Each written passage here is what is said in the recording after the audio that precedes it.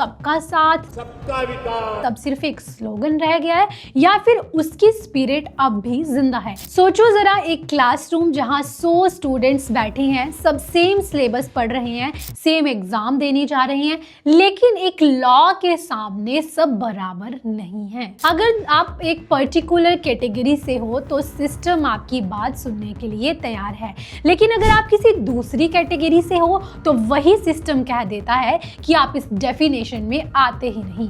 आज यूजीसी के नए रूल्स को लेकर जो कंट्रोवर्सी खड़ी हुई है, उसका असली सवाल ये नहीं है कि कौन सही है या कौन गलत, बल्कि ये है कि क्या इंडिया का कॉन्स्टिट्यूशन अब भी सबके लिए बराबर है। इसी सवाल ने यूजीसी को एक एजुकेशनल बॉडी से निकालकर नेशनल डिबेट का सेंटर बना दिया है। यूजीसी ने 2026 के लिए नए इक्विटी और एंटी डिस्क्रिमिनेशन रेगुलेशंस नोटिफाई किए। यूजीसी और गवर्नमेंट का कहना है कि इन रूल्स का मेन ऑब्जेक्टिव यूनिवर्सिटीज़ और कॉलेजेस में होने वाले डिस्क्रिमिनेशन को ख़त्म करना है, ताकि हिस्टोरिकली जो ग्रुप्स पीछे रह गए उनके साथ अनफेयर ट्रीटमेंट ना हो। सुनने में ये बात बिल्कुल सही लगती है, लेकिन कंट्रोवर्सी यहीं से शुरू होती है जब हम इन रूल्स के अंदर लिखी डिस्क्रिमिनेशन की डेफिनेशन को ध्यान से पढ़ते हैं। इन रेगुलेशंस में डिस्क्रिमिनेशन को इस तरह डिफाइन किया गया है कि अगर एससी, एसटी, ओबीसी या कुछ नोटिफाइड माइनॉरिटी कैटेगरीज के साथ गलत होता है तभी उसे ऑफिशियली डिस्क्रिमिनेशन माना जाएगा। यहीं पर लोगों का गुस्सा फूट पड़ता है। स्टूडेंट्स, टीचर्स और लीगल एक्सपर्ट्स पूछ रहे हैं कि अगर कोई general category student discrimination face करता है, उसके साथ बायस होता है या उसे टारगेट किया जाता है, तो क्या वो डिस्क्रिमिनेशन ही नहीं माना जाएगा? क्या वो स्टूडेंट सिर्फ इसीलिए विक्टिम नहीं हो सकता क्योंकि वो एक पर्टिकुलर कैटेगरी में पैदा हुआ है? ये कोई एजम्पशन नहीं, बल्कि रूल्स की वर्डिंग से डायरेक्टली निकला हुआ कंसर्न है। इसी वजह से लोग कह रहे हैं कि ये रूल्स प्रोटेक्शन कम और एक्सक्लूजन ज्यादा क्रिएट कर रहे हैं। यहाँ से कॉन्स्टिट्यूशन का आर्टिकल 14 डिस्कशन में आ जाता है। आर्टिकल 14 क्लियरली कहता है कि लॉ के सामने सब बराबर हैं और सबको इक्वल प्रोटेक्शन मिलेगा। अब जब एक लॉ या रेगुलेशन खुद ही सिटीजन्स के बीच लाइन खींच देता है और कहता है कि किसी एक ग्रुप के साथ गलत हुआ तो वो लीगली डिस्क्रिमिनेशन है, लेकिन किसी दूसरे ग्रुप के साथ वही चीज़ हुई हो तो वो डिस्क्रिमिनेशन नहीं मानी जाएगी। तो नेचुरली सवाल उठता है कि क्या ये इक्वालिटी है? इसी पॉइंट को लेकर सुप्रीम कोर्ट तक में पिटीशन पहुंच चुकी है, जहां ये आर्ग्यू किया गया है कि यूजीसी के रूल्स सेलेक्टिव प्रोटेक्शन देते हैं और इस वजह से आर्टिकल 14 का वायलेशन होता है। इस पूरे विरोध को सिर्फ कास्ट एंगल से देखना बहुत सुपरफिशियल होगा। ग्राउंड पर जो प्रोटेस्ट हो रहे हैं उनका कोर रीजन फियर है। स्टूडेंट्स बोल रहे हैं कि अगर कंप्लेन मैकेनिज्म सिर्फ एक तरफ के लिए स्ट्रांग होगा तो मिसयूज का स्कोप बढ़ जाएगा। अगर एक स्टूडेंट पर एलिगेशन लगता है और उसके पास इक्वल लीगल सेफगार्ड ही नहीं है तो उसकी एकेडमिक और पर्सनल दोनों लाइफ खतरे में आ सकती है।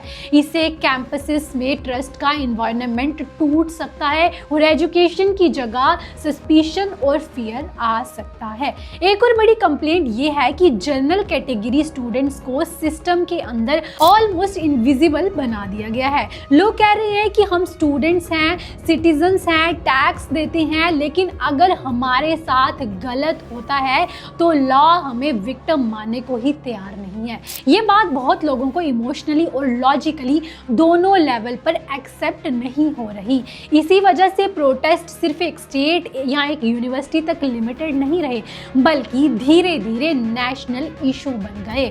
गवर्नमेंट का कहना है कि इन रूल्स का मिसयूज नहीं होने दिया जाएगा और ये रेगुलेशंस उन ग्रुप्स के लिए ज़रूरी हैं जो हिस्टोरिकली डिस्क्रिमिनेशन का शिकार रहे हैं। गवर्नमेंट ये भी बोल रही है कि इक्वलिटी का मतलब हमेशा सेम ट्रीटमेंट नहीं होता, बल्कि फेयर ट्रीटमेंट होता है। लेकिन क्रिटिक्स का काउंटर ये है कि अगर फेयरनेस के नाम पर किसी एक ग्रुप को लीगल रिकग्नाइजेशन मिल रहा है और किसी दूसरे ग्रुप को बिल्कुल बाहर रखा जा रहा है तो फिर फेयरनेस भी क्वेश्चनेबल हो जाती है। इसी डिफरेंस ऑफ इंटरप्रिटेशन ने इस पूरे इशू को और ज्यादा कंट्रोवर्शियल बना दिया है। सुप्रीम कोर्ट में जो PIL फाइल हुआ है उसमें डायरेक्टली कहा गया है कि UGC के रेगुलेशंस का इंटेंशन जो भी हो, लेकिन उनकी लैंग्वेज और स्ट्रक्चर कॉन्स्टिट्यूशनल टेस्ट पर फेल हो सकते हैं। कोर्ट ने इस इशू को सीरियस माना है क्योंकि ये सिर्फ एजुकेशन पॉलिसी का नहीं बल्कि फंडामेंटल राइट्स का सवाल है। अब डिसीजन इमोशन या सोशल मीडिया ट्रेंड्स पर नहीं बल्कि कॉन्स्टिट्यूशन के इंटरप्रिटेशन पर आएगा। सबसे सेंसिटिव सवाल यही आता है कि क्या ये कास्टिज्म है। सच ये है कि इंडिया में कास्ट बेस्ड डिस्क्रिमिनेशन का हिस्ट्री रहा है और इसे डिनाई नहीं किया जा सकता, लेकिन दूसरी तरफ ये भी सच है कि अगर नए रूल्स नए तरीके का डिस्क्रिमिनेशन क्रिएट करने लगे तो प्रॉब्लम सॉल्व होने के बजाय और गहरी होती जाएगी। बहुत से लोग कह रहे हैं कि जस्टिस का एम ये होना चाहिए कि फ्यूचर में हर सिटीजन को इक्वल लीगल प्रोटेक्शन मिले, ना कि सिर्फ पास्ट को देखकर लॉज लिखे जाएं। इसलिए ये टॉपिक इतना वायरल हो रहा है क्योंकि ये सिर्फ UGC या स्टूडेंट्स का इशू नहीं है, ये एक बड़ा कॉन्स्टिट्यूशनल डिबेट बन चुका है। आज सवाल ये नहीं है कि कौन सी कास्ट सही है या कौन सी गलत, आज सवाल ये है कि लॉ सबके लिए बराबर है।